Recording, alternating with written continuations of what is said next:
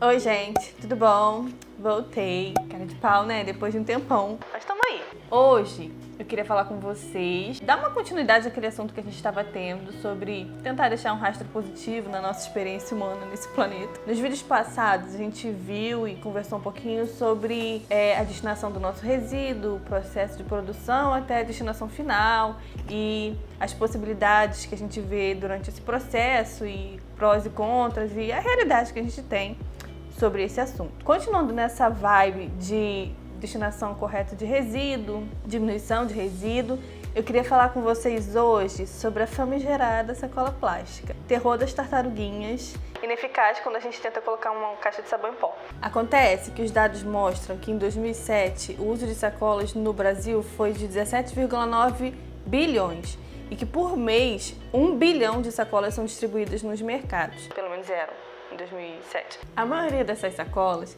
é produzida de polietileno, que é um material proveniente do petróleo, que demora cerca de 450 a 500 anos para se decompor. E como se isso não fosse suficiente, os dados da ONU Meio Ambiente e de algumas outras instituições que cuidam dessa parte do lixo marinho mostram que 80% do lixo marinho é produzido em meios terrestres, ou seja, o nosso lixo, nosso resíduo, que infecta 80% do oceano, dos oceanos, no caso. Muita coisa.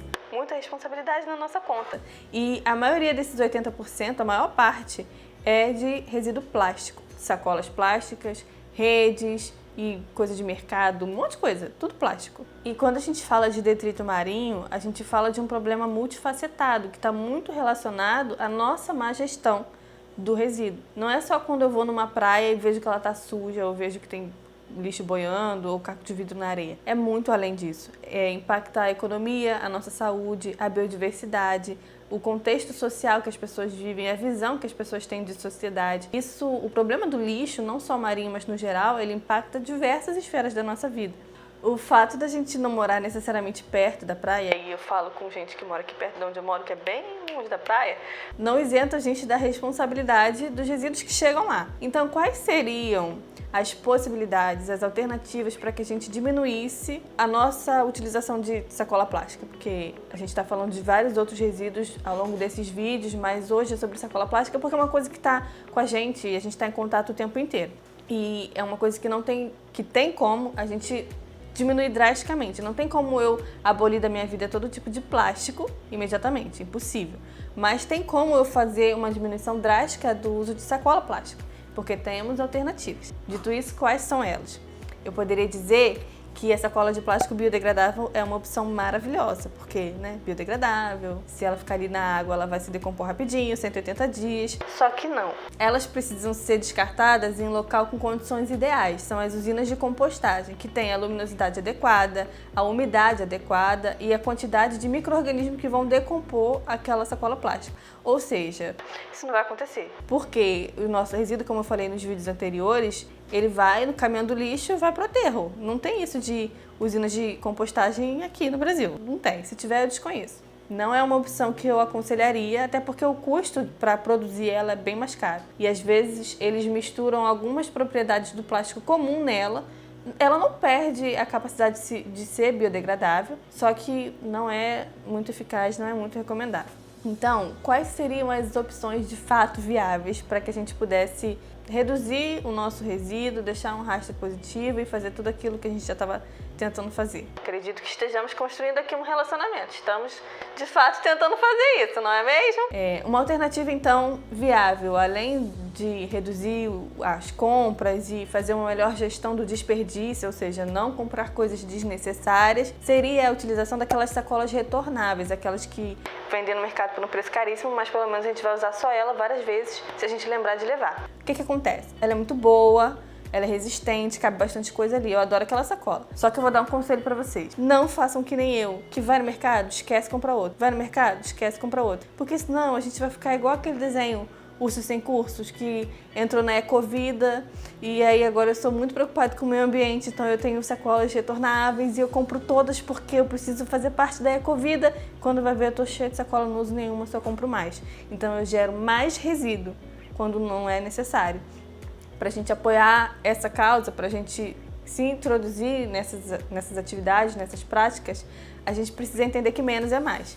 menos compras é mais eficaz, menos gastos é mais eficaz, menos sacolas plásticas e outra opção além das sacolas retornáveis são as ecobags, que são aquelas bolsas também biodegradáveis, recicláveis e de tecido, tipo um tecido. São bonitas, duram bastante, mas como eu falei, não sai comprando um monte, senão a gente vai entrar na ecovida de um jeito muito errado, não façam isso. Compra uma e vai usando. Quando a gente for fazer compra de grãos e essas coisas, a gente pode fazer a granel, então leva um potinho. Eu sei que vocês passam lá na Casa Pedro, eu posso falar a marca da loja. Eu sei que vocês passam lá na Casa Pedro e volta cheio de saquinho, que eu já fiz isso na minha vida. Leva um potinho, sabe? Não vai fazer mal a ninguém, bota na bolsa, pra gente poder reduzir o nosso impacto. Porque canso de ver gente no mercado que leva aquela sacola retornável, mas tá cheio de saquinho na bolsa. Aí a pessoa de trás da fila fala, vai lá, pra que ele tá com a sacola retornável se ele tá levando um monte de saquinho? Menos um lixo, menos um idiota. A gente vai pensar desse jeito e a gente vai alcançar grandes coisas na nossa vida. Grandes avanços para o meio ambiente. Uma coisa de cada vez, um passo de cada vez. A gente não pode tirar tudo de uma vez porque a gente não tem condições adequadas para isso. Mas se a gente se esforçar, a gente chega lá. Até me exaltei. Falei até alto aqui. Fiquei estressado porque eu lembrei da pessoa no mercado me julgando. Não sei por que você tem que sacola se você tá cheio de plástico dentro da bolsa.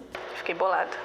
Além disso, existem as caixas de papelão, né? Coisa maravilhosa, coisa boa que Deus fez, papelão. Quando a gente vai em mercado grande, por exemplo, o açaí, tô cheio de falando marca de mercado hoje.